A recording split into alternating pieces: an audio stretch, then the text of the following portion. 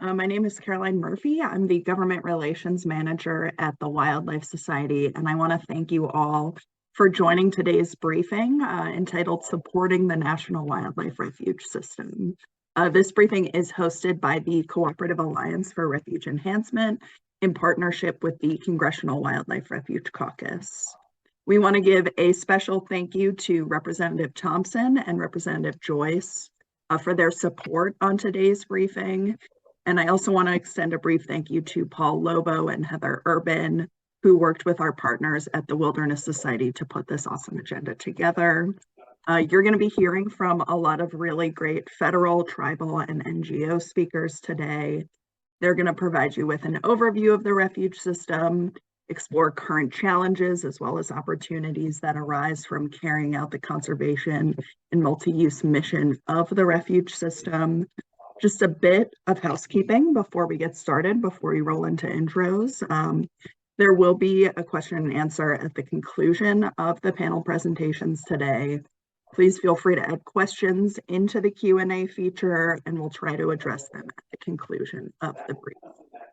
But first off, I want to go ahead and introduce Craig Kiley. So Craig Kiley is here with us today. He is the Brookings Legislative Fellow with Representative Mike Thompson's office.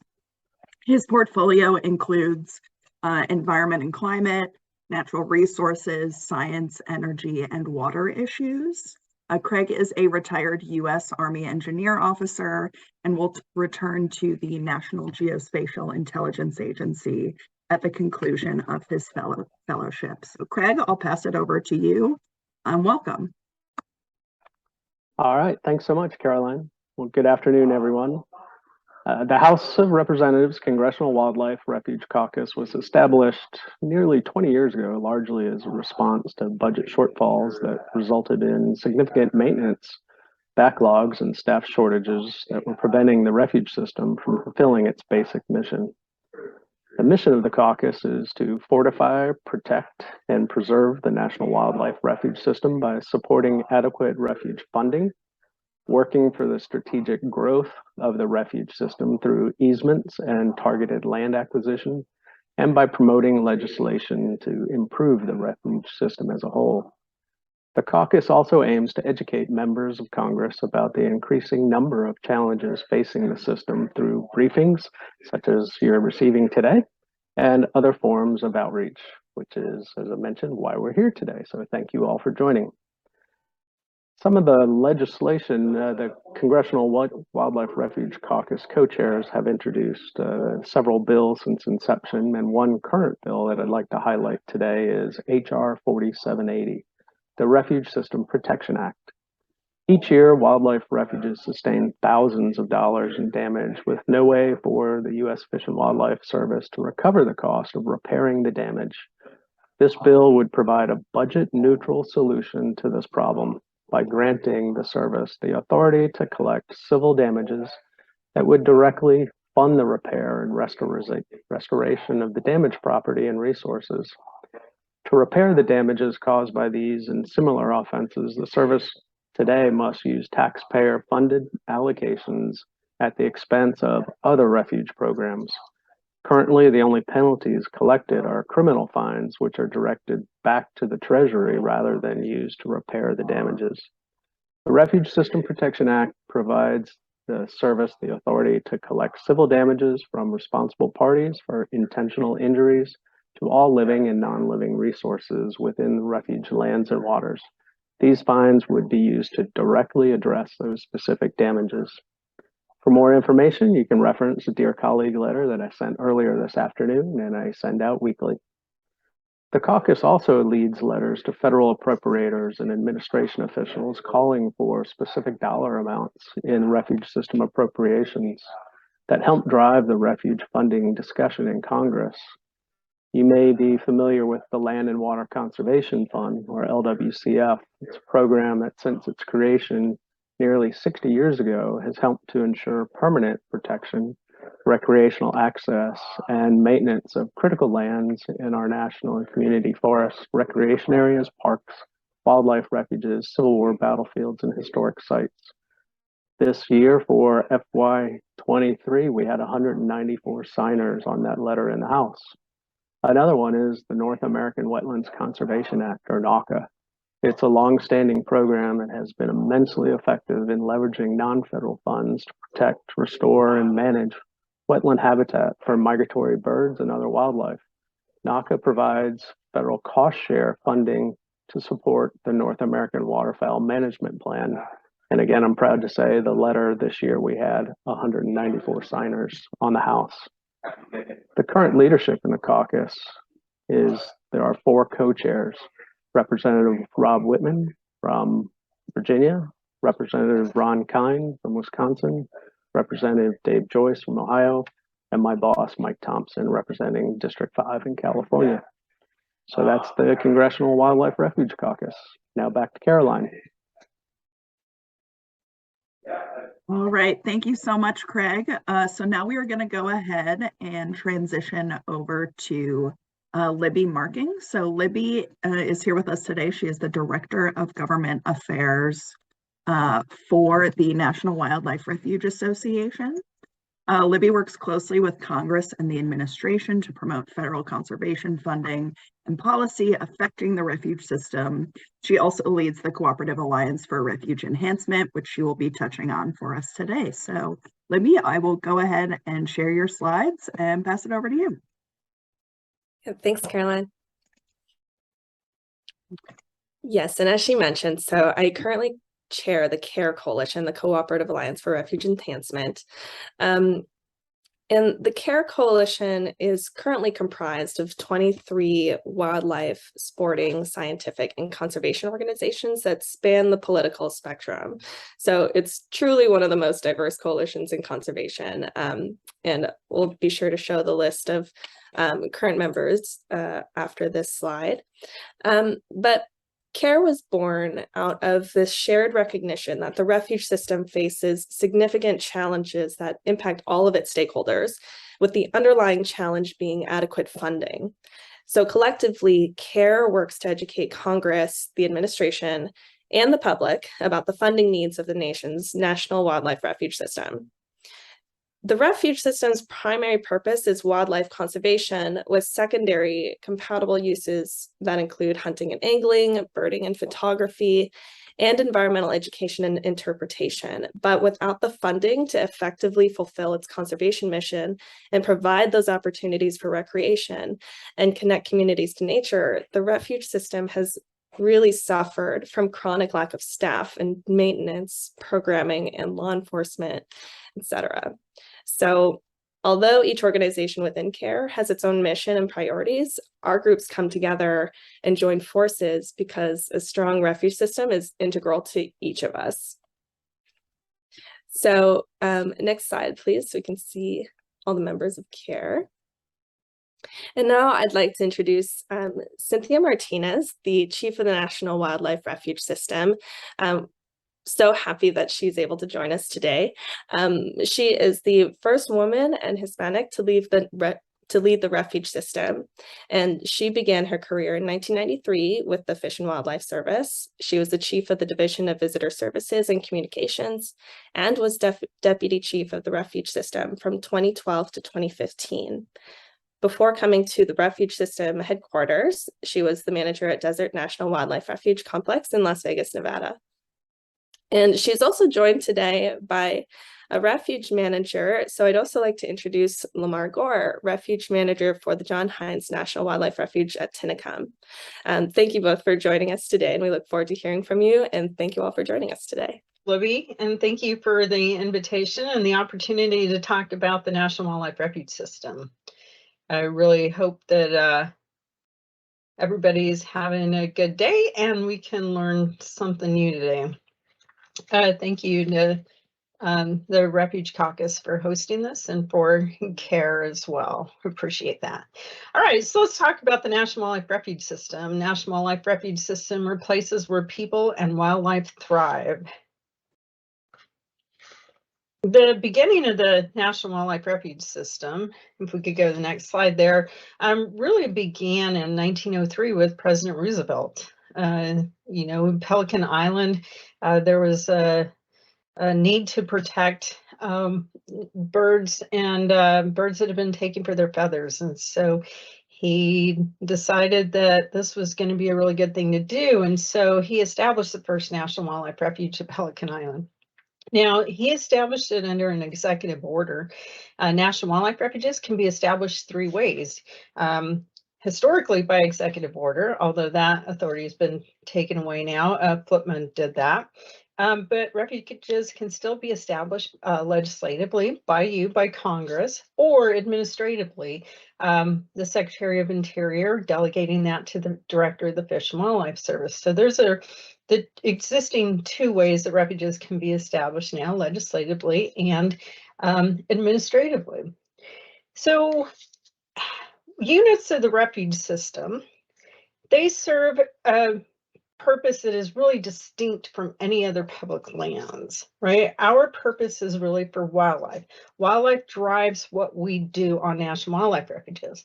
You see, when a national wildlife refuge is established, it's established for a specific purpose, and it's a wildlife purpose. It could be for migratory birds, for waterfowl. Under the Big Game Range Act, we have big game refuges that were established. We can establish refuges for threatened and endangered species. It's really important what the purpose of a refuge is, because then everything else drives that. And we'll talk a little bit more about that later. In addition to the National Wildlife Refuge System, as chief of the National Wildlife Refuge System, I am also responsible for many other aspects of what we do in Fish and Wildlife Service. For example, emergency management and preparedness is under the chief of the refuge system. Cultural resources. Our wildlife health office is under the chief of refuges, as well as the human dimensions, the social sciences part of the Fish and Wildlife Service. We also oversee all of the infrastructure management, the engineering side of Fish and Wildlife Service. So we provide those services to our fish hatchery system as well. We'll talk a little bit more about the Urban Wildlife Conservation Program later, but I'm also responsible for our branch of habitat conservation. That includes our Partners for Fish and Wildlife office. That's the office that works on private lands. And our Coastal and Marine Program. The Coastal and Marine Program does work on both private lands, federal lands, and state lands. So let's talk a little bit about budget. This was a fun little way for us to depict funding for the federal public lands. And what you see in this bison here, the blue is all the National Wildlife Refuge System. The dark blue shows our land acres that we're responsible for, and the light blue shows our marine acres. As you can see, we put in there the budget that each of those bureaus gets and the number of full-time employees that they have to administer those lands. So what do we have in the National Wildlife Refuge System? Well, we manage 850 million acres of lands and waters. We've got 568 National Wildlife Refuges. That means that we've got at least one in every state and in all 5 of our territories. There are 75 wilderness areas on 64 refuges, and we manage 38 wetland management districts. So the National Wildlife Refuge System is expansive. It goes from really Puerto Rico up through Maine to Arctic, all the way out to the Marianas Islands. And so let's go to the next slide and show the scope of the monuments. We have 180 plus coastal and marine national wildlife refuges. This picture here helps to depict the expansiveness. If you see the upper right-hand corner, that green part right there, that's the west coast of the United States. And you see we go all the way across the Pacific Ocean. This slide only shows 4 of our marine national monuments because the 5th one is actually in the Atlantic, the Northeast Canyons and Seamounts National Monument. It's a little hard to put all that on one slide. So what do we do on national wildlife refuges? Well, we tend to do a lot of management tools in order to address our conservation challenges. We are managing habitat for wildlife. A fair amount of habitat restoration that occurs, habitat manipulation. We got water management. So we do have a fair number of water control structures. We have to provide water at different times of the year in different parts of the refuge. Species interventions, and a lot of this includes invasive species work as well. We do have federal wildlife officers that help keep order and keep our visitors and our employees safe on national wildlife refuges. And land acquisition is an important aspect of what we do, since we can establish refuges administratively, such as the Lost Trails National Wildlife Refuge. Is the picture behind me. We just established the newest unit of the refuge system in the Lost Trails Conservation Area in Northwest Montana. The Secretary came out and helped us celebrate that. It's a conservation easement refuge, so we certainly have conservation easements that we utilize to manage the refuge system as well. And then, as you see in this picture, prescribed fire is an incredibly important habitat management tool that we utilize in managing the refuge system. One of the things I like to point out about refuges is that refuges they're seasonal, right? Because we manage for wildlife, wildlife don't stay in one place all year round. Many of them are migratory. And so if you're going out to a national wildlife refuge, you really need to take a look at the websites and see when are the species that they are managing for actually there. For example, you go to Bosque del Apache in New Mexico, you go in November, December, January, and you're going to just see a spectacle of wildlife. You go in June and July when it's really hot in New Mexico, you're not going to see much. So keep that in mind as you think about the National Wildlife Refuge System. So moving on, we serve almost 67 million annual recreation visits. The National Wildlife Refuge System has been designated as a high-impact customer service provider, that designation by the Office of Management and Budget. And so we're to maintain a high level of customer satisfaction by operating our visitor centers, designing, installing, and maintaining accessible trails, constructing viewing blinds, you contracting with the private concessionaires that leverage low recreation fees for facility improvements. Here's where I was going. Wildlife dependent priority uses. Those are the things that the 1997 Improvement Act gave us. The thing that's unique about the National Wildlife Refuges is that our lands are closed unless we open them. And when we open them for a certain use. That use has to be compatible with the purpose that refuge was established. Remember, I talked about purposes: waterfowl, T&E species, big game. With those purposes, the Improvement Act gave us 6 wildlife priority uses. That would be hunting, fishing, wildlife photography, wildlife viewing, environmental education, and interpretation. So we try to prioritize those.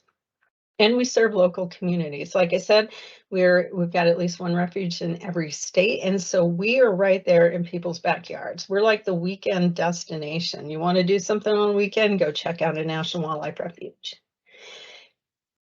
So how do we manage refuges? Well, we really focus on community-driven conservation. We have 180 friends groups. These are 501(c) organizations that help us in many ways, especially with managing and helping with our visitor centers, our nature stores. We've got over 50 national youth partners that we work with. This volunteer one is a little bit interesting. You see it says 15,301. Well, that's as we're coming out of COVID. COVID really did have an impact on our volunteers. We used to have, in 2019, we had 38,000 volunteers. So we're down about 60% in our volunteers, but we're hoping to bring that back up. We have 101 urban refuges. Urban refuges are defined as being within 25 miles of a population of 250,000 people. And we have thousands of private landowners that are our neighbors surrounding national wildlife refuges. So let's talk about a little bit about what this visitation means on our people. This is a little bit busy slide, and I'm going to try to help you walk through it. The bar graph is starting with the fiscal year 10. And the reason we use fiscal year 10 is because that used to be the largest budget that the National Wildlife Refuge System had. And what we're depicting here are our full-time employees, like what our workforce is. And so that's what's at the top of each of those bars. And so we get the highest budget in fiscal year 10. And so it takes us a little while to get people hired, but we ended up with around 3,244 people in 2011. And you'll see that today we've got 2,400, just over 2,400 full-time employees. So we're down about 800 employees working on National Wildlife Refuges than what we had 11 years ago. In addition, or at the same time, our visitation has increased by 34% since fiscal year 2010.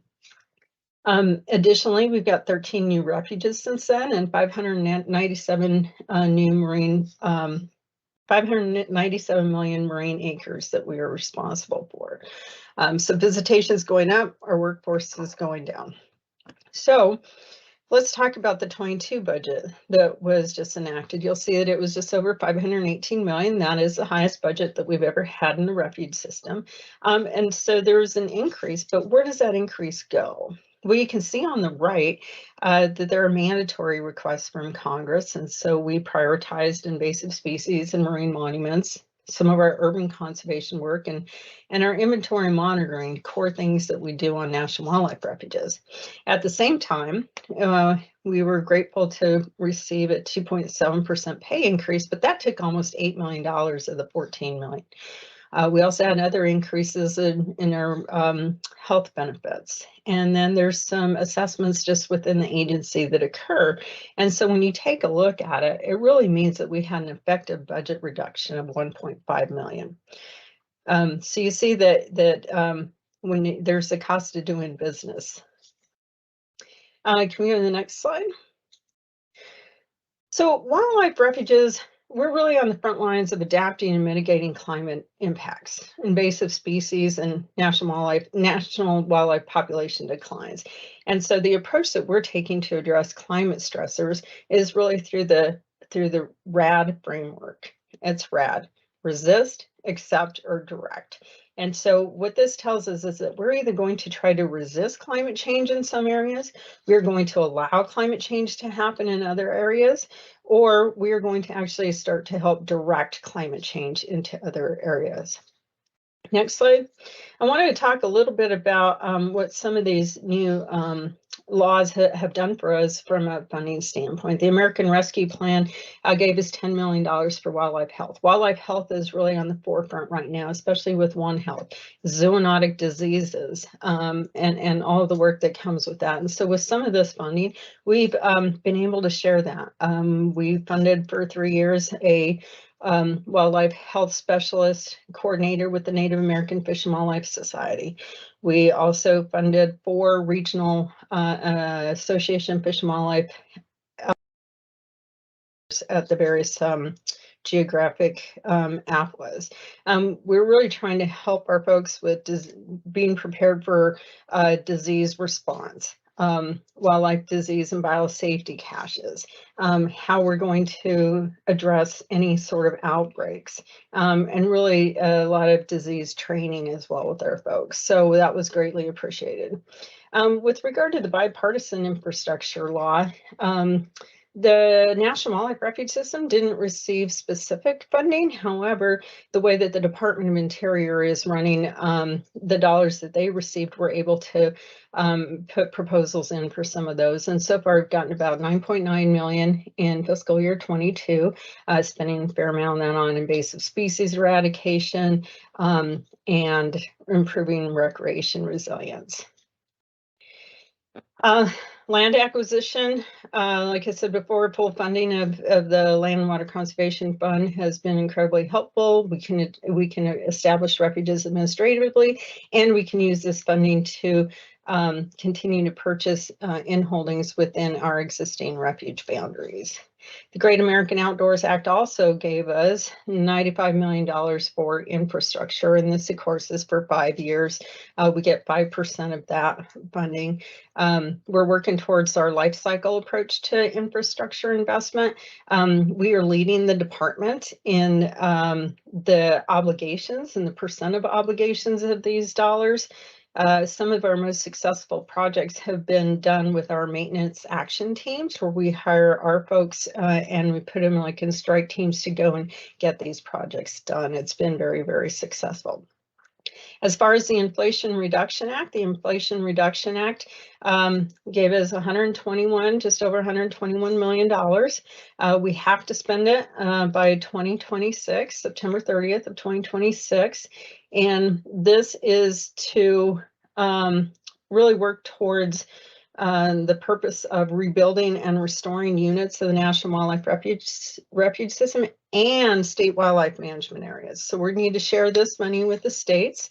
It's going to address the threat of invasive species, increase resiliency and capacity of habitats and infrastructure to withstand weather events, and reducing the amount of damage caused by weather events. The picture here is Winnie Depot. It's a really great picture. We had been hit with several hurricanes, and we finally figured out that you should probably look for higher land to rebuild your facilities. We did that, and so when Hurricane Harvey hit, you can see that we picked the right place. Next slide. Recreational access is really important, increasing our equitable access, providing more inclusive customer experience to historically underserved communities and refuge visitors. And so we're working really hard to try to open up as many refuges as we can and make sure that it is equitable. I want to mention transportation. The Federal Highways Bill is really important to us. These are projects that we can leverage dollars for with our community partners. It helps with people being able to access refuges more easily, and certainly the leveraging funds aspect of it. Historically, we've received about $30 million. That's since 2005. Those dollars are not just for the National Wildlife Refuge System, but also for the fish hatchery system as well. We did just get an increase by $7 million. And but what our real need is on National Wildlife Refuges, we estimate that we need $102 million annually to maintain our current assets in good condition. We are community-driven conservation. Wildlife refuges are engaging with local communities in new ways, yielding beneficial outcomes for wildlife and for people. We really recognize that engaging with people is really a way to go. And how do we do this? Well, we do this through this new model. And the model is community-focused, it's intentional, it's inclusive, and it's collaborative. And so what does that mean? That means that we're going to prioritize community needs with our long-term commitments. We're going to adopt methods that are well-informed, that are purposeful, and that are measurable. We're going to implement equitable solutions in solving conservation challenges. And we're going to be collaborative. We're going to form transformational partnerships to increase the collective impact. These four tenets are really integral to how we manage refuges, not only in rural areas, but in the urban areas as well. And so with regard to urban wildlife conservation, you'll see in the next slide the map of 101 national wildlife refuges. We've got across the country. The orange stars you see are 7 flagship refuges. That's where we have invested in refuges, in those urban refuges, to further conservation. We've got 80% of the population in this country living in cities. And one of those places, and I'll point you to there, is in Philadelphia, and it's the John Hines National Wildlife Refuge. They've been the recipient of an additional $1 million into their budget. And we've got the refuge manager, Lamar Gore, here, who is going to talk about some of the work that they've been doing, really engaging with the community. Lamar has really been a leader for the Fish and Wildlife Service and the National Wildlife Refuge system when it comes to this area. I've known Lamar for a long time, and I think he's doing a really wonderful job out there. I'm excited for him to share it with you. So at this point, I introduce to you Lamar Gore, National Wildlife Refuge Manager of the John Hines National Wildlife Refuge. And thank you for your time. Thank you, Cynthia. Here at John Hines, we set out to make this refuge really a community refuge. And that's really trying to help our constituents to see the refuge as something that's a part of their community, as opposed to that place that's over on the side. And how we do that is having our whole team really working on this steady, intentional commitment to keep the community in the conversation. And we use 3 programs. We have 3 programs that we try to do this with, and that's our environmental education program that we call the Philly Nature Kids. And it's not your typical environmental education program. It's one that's built on repetition, creating a relationship where you see those kids 19 to 20 times a year, where you can build this increased relationship with the kids, with the teachers, as well as with the parents. The second program I like to call, instead of just a job for high school kids, I like to refer to it as a work experience program. And I refer to it that way because it's designed to recruit kids from the communities we're trying to serve, working to solve community and conservation problems together. So that's working with community leaders and working with refuge staff on trying to identify and solve those problems together. Is working on community projects in the community. And for parents, it builds a sense of pride seeing their kids highlighted on those projects, delivering presentations, and showing up on our social media feeds. The third piece is community engagement, our community engagement program. And that program is designed for my entire staff to understand the community joys, fears, concerns, and how they relate overall to the outdoors. How do they choose to engage in the outdoors? The last piece is to bring the community's vision on what they want green spaces in their community to look like. So we work with design firms or architectural firms to take what we're hearing from the community, putting it on paper, bringing it to the community to respond to, and then reassessing and adjusting to fit the community need.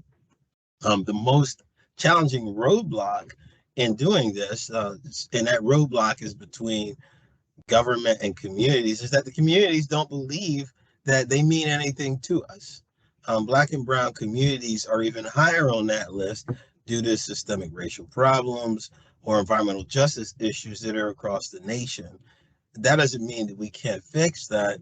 It's fixable, but we have to be intentional to change the narrative, work with our communities to change the narrative that is spreading throughout the community, that's there in the community now. To do this, we need longevity with the community, a really focused effort. At Hines and other urban refuges across the nation, we know that coming in. So it's not like it's a surprise. And it leads us to begin everything that we do with, how does this work benefit the community? How do we give the community opportunity to share power? And how do we keep the community in the conversation? But finally, are there any recreational and job opportunities that we can direct to the community, make available to the community? Next slide, please. So those are, we knew that we had clear challenges as we approached this work. Having been trained to do conservation in a specific way from my college days to my early years in the Fish and Wildlife Service, we begin this work by taking a hard look at our personal, so that individual, and as well as agency bias or institutional bias, and how that bias informs our approach to the community. That's really important because the bias that I carry with me, the bias that the agency, due to the agency culture, carries with it, you can very easily set your community, your target audience off, and they don't want to engage. So what's that bias? How can we identify and fix that bias so that we approach the community in a way that they'll be receptive? Second, it's focusing on building that relationship with the community by listening to the community and rebuilding with the community. And as a reference back to the previous slide, and I'll go back and say the work that is understanding the bias of the individual, understanding the bias of the agency. It's a marathon. It's something that continues. It's never a sprint because the community's not running that fast. They want to know that you mean good for them. So it's identifying your bias, fixing your bias, and admitting that to the community as we're walking forward. Once we begin working on those kinds of challenges, for us, the work becomes identifying the barriers. So the bias transfers and converts to barriers. So then the work becomes identifying and eliminating the barriers that are created by the bias that we in our organization carries with us. So we work on this, we focus on this all the time. What are the barriers, both physical barriers or communication barriers that we have between us and the community? Communication barriers range from any media that we put out, whether that be on our social media, whether that be in a newspaper, whether that be on flyers that we put out in the communities. Do our flyers, does our social media, do all of these things reflect the community? Can they see themselves in our communication streams? If they can't see themselves, what's going to make them want to say, I want to go check this place out. I want to go visit that place. I want to go for a hunt at that place, or I want to go kayak at that place. You can't get there if people don't feel like they're wanted. Next slide, please. And the next piece is recreation and access. At John Hines, it is a common, it's not just at John Hines, it's everywhere across the conservation world. It's a common misconception and perception that people in urban areas are not interested in outdoor recreational activities. At Hines, we figured out very quickly, actually, it's we knew when we came in that there was little truth to this. What we were missing was actually trying to break down those barriers that I talked about before. So, and you get that by going in and you talk to the communities and you begin to understand the barriers that are there. And you begin to understand, how do you walk intentionally, carefully with the community so that you can begin to tear those barriers down and they begin to engage in some of the activities. And once you start building that relationship, then you invite them to come out to our green spaces and engage in our green spaces. Walking with that intention and building that relationship turns into growing and building and developing, like at Hines, a mentored deer hunt program. Expanding our archery program to run those programs in communities, working with community leaders who are asking us, can you bring these programs into our community? And expanding our fishing programs for residents and hiking programs that are attracting more local residents to the refuge each year. And it doesn't stop there, because all of these folks that we're engaging with in our target community, they become recreationists who are mentors in our hunt. They're guides who do walks at the refuge, and they're joining the Refuge Friends group. We have people who are engaging in a lot of different areas who didn't believe that it was actually an opportunity for them. So we're building a constituency of new folks that not only periodically will come out to the refuge, but now they come out a lot and they're engaged in programming. These are the long-term benefits of being intentional and working with our community and not just throwing things out for the community without having their say involved. I would close it with this. The approach that I just described, which is building a relationship, is just like relationship with the community, is just like I would relate it to building a strong friendship. And you're building a strong friendship, you're always trying to understand what ails that friend, that person you want to have that strong friendship with. What brings joy to that person. We're trying to do the same thing with our community. So I will turn it back over to Carolyn Murphy. Thank you. For those folks that don't know me, my name is Dan Wren. I am the National Director of Governmental Affairs for Ducks Unlimited here in DC. I've been working in this position for several years, and there's nothing that I like to talk more about than the National Wildlife Refuge System. Ducks Unlimited, if you're not familiar, is a national wetlands and waterfowl conservation organization. Just to give you a little background, we were started during the Dust Bowl days in the 1930s, 1937 to be exact, when essentially a bunch of duck hunters were noticing that they weren't seeing the flocks of birds and the numbers that they had been used to seeing.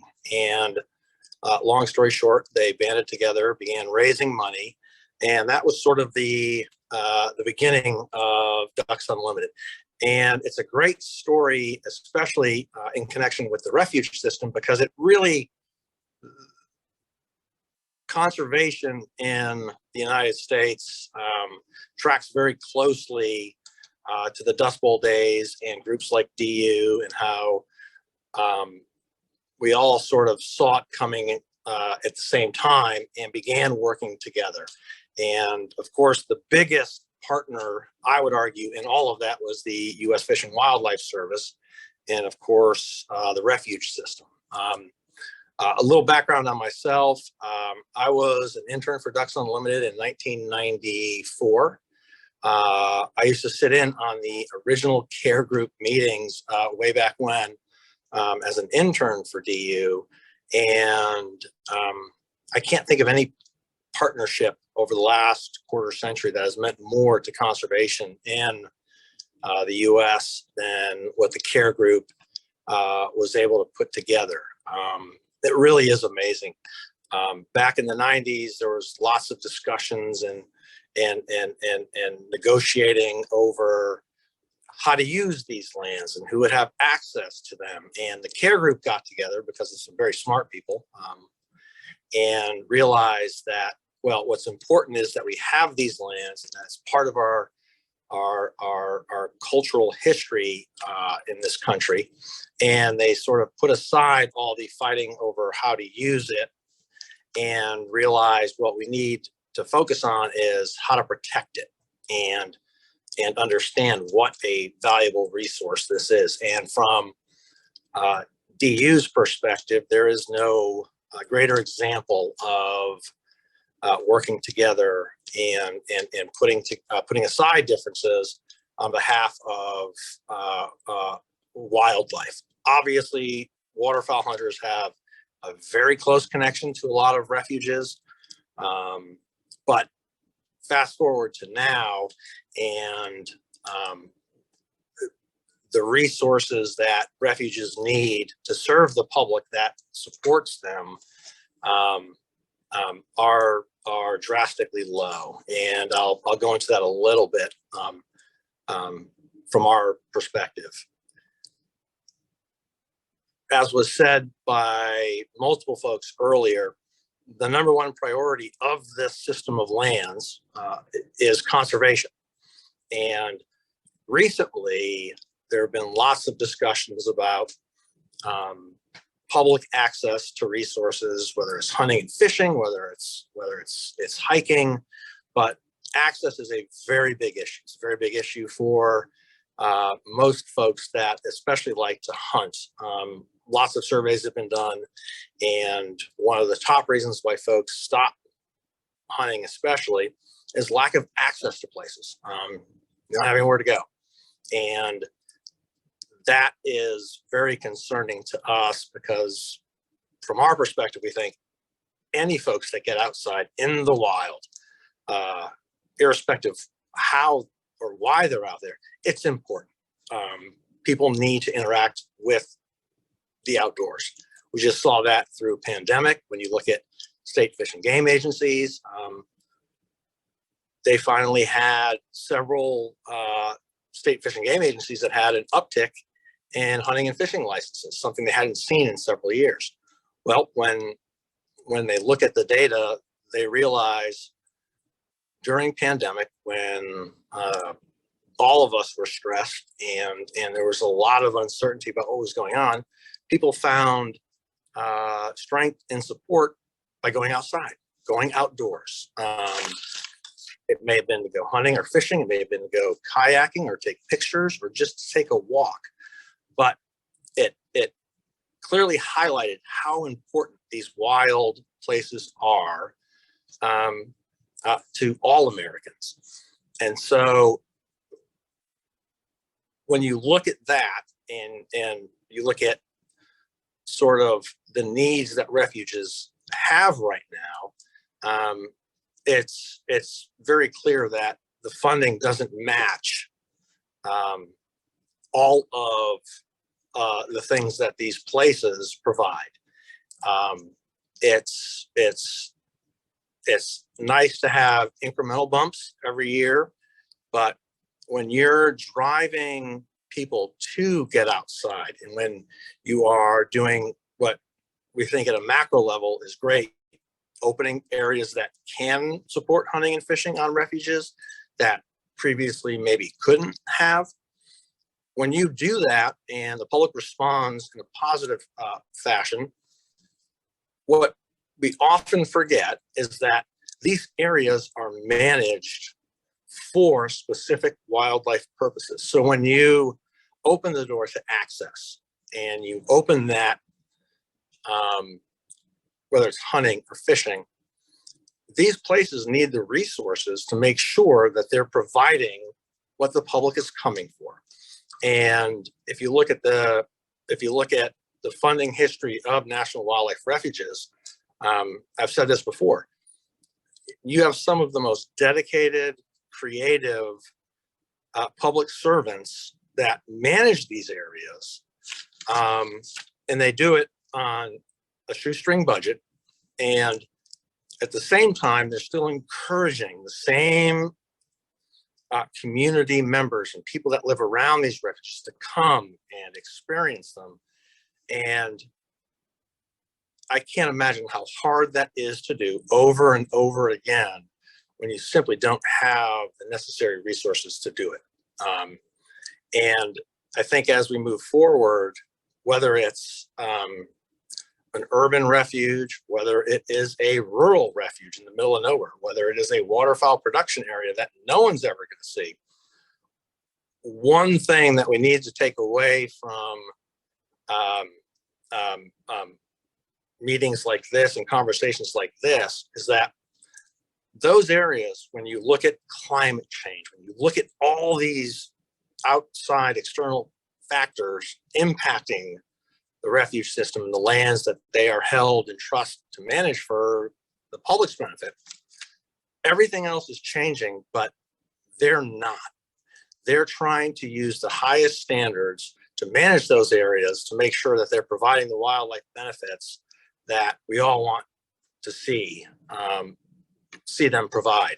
And I can't imagine how hard a job that is. It has got to be so difficult. So from DU's perspective and sort of the more consumptive use perspective, these are the areas that without them,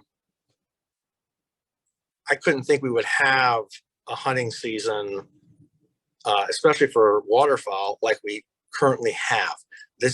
These areas are the backbone, and the future of whether it's waterfowl hunting or environmental education, we don't care how it happens.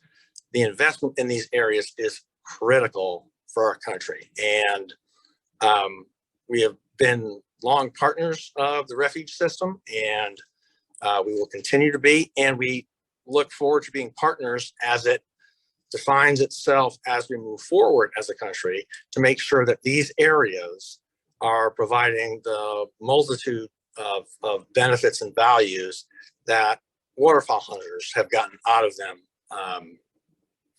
from the last 50, 60, 80 years. I could go on prattling on forever about this, but I'll answer any questions. But to sum it up, you would not have wetlands, waterfowl, and waterfowl hunting in this country without the National Wildlife Refuge System, period. End of statement. All right, thank you so much, Dan. Really appreciate those thoughts. We have one presenter left today, if you'll stick with us. I'm very excited to introduce Hoku Cody. She is a marine biologist, as well as a co-founder of a community stewardship program that works in partnership with the U.S. Fish and Wildlife Service at Kilauea Point National Wildlife Refuge. So Hoku, I'm going to go ahead and pass it over to you.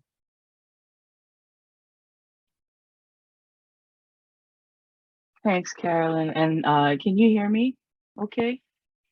If you could give me the share video, or I could start my video. Thank you. And let's see here. Yeah, and we can Well, aloha gang. Aloha gang, thank you so much for your time and for including me today. I know I'm at the tail end of this presentation, but I won't take up too much of your time. I'm a native Hawaiian born and raised in Hawaii with a focus on weaving multiple knowledge systems to reestablish kinships between community and seabirds. I'm a co-founder of Nakia Inihoku, which works in partnership with Kilauea Point National Wildlife Refuge to caretake and protect Wawoni Point, which is commonly known as Kilauea Point, Mokolea Point, and Nihoku, which is a culturally significant coastal crater that gives the town of Kilauea on Kauai its name. So I'm going to share screen here. Make sure I got the right one. There we go. And so we just got mostly pictures here to kind of supplement my talk story with you all. Nakia Inihoku translates into the protectors and responsible caretakers of Nihoku, which is the crater I just mentioned. And we seek to give dimension to the current wildlife conservation protection and environmental education efforts through weaving cultural knowledge into safe and meaningful events for the community. Our program basically knows that protections are predicated on restrictions, but in addition to that, cultural knowledge demonstrates that protections are also predicated on prayers, intention, mindfulness, and love from the community. And in Hawaii, we've seen time and again that there's no protection like community protection. And so in that, it's our hope and we worked really hard towards reimagining these ways forward that incorporate the needs of the community, as well as the needs of Kilauea Point National Wildlife Refuge, as we work together towards the betterment of place, ecosystem, people, and therefore betterment of the whole story. This program has been ongoing since 2016 and has hosted close to 2,000 people over the years into small and in accessing the refuge, and it kind of gets broken down into smaller events throughout the year. Let's see here. The first event we have, first type of event is our quarterly Kilo events, where we use a traditional multidisciplinary observational method called Kilo. It aims to reconstruct more meaningful relationships to seabirds, the refuge, as well as with the community.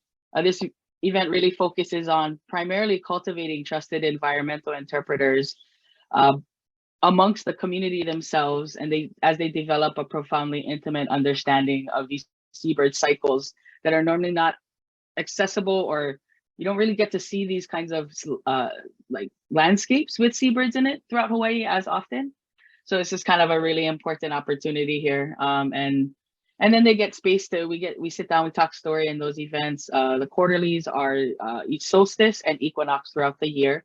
So it's also kind of a nice marker throughout the year to catch the seasonal changes. A second type of event is community work days, where it's bi-monthly weekend events, kind of focused on just directly the restoration efforts throughout the refuge. We kind of view this one as our way to give back, as our way to say thank you to places like this that sustain us spiritually and culturally. And we kind of don't have too much water to give, but the land and those places, they hold the water, they feed us water, and we don't have too much to give back but our sweat, and to say thank you in that way.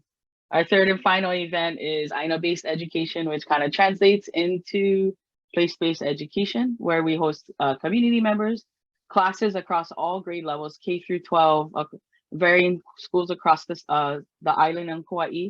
And then we also host college classes with the university system, as well as the community college levels, as well as groups and organizations.